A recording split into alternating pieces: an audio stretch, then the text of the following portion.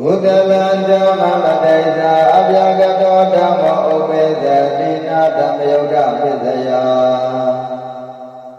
ကုသလေကံလေပတိသာစိတ်ဓာသမုဋ္ဌာနာရူပံ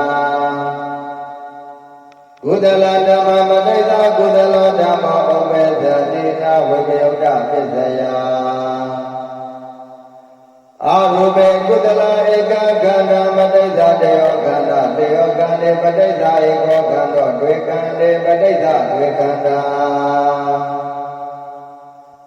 အာကုသလဓမ္မမတိသာအာကုသလောဓမ္မောဥပေသတိနာဝိပယုတ်တပစ္စယအာရူပေအကုသလဧကခန္ဓာပတိသာတေယောခန္ဓာတေယောခန္ဓေပတိသာဧကောခန္ဓောတွေခန္ဓေပတိသာတွေခန္ဓာ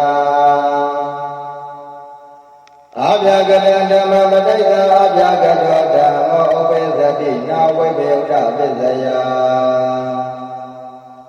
အာရူပေဝိပါကဗျာကတံကရိယာဗျာကတဧကခန္ဓာပတိသာတေယောခန္ဓာ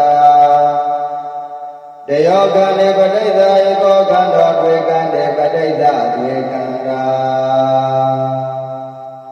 ဘာယိရဝရသမုဋ္ဌာနာဥဒုသမုဋ္ဌာနာအလင်ညာတတနာဧကမဗုဒ္ဓပတိသာတေယောမဗုဒ္ဓမဟာဗုဒ္ဓပတိသာကတတရူပံဥပါဒရူပံ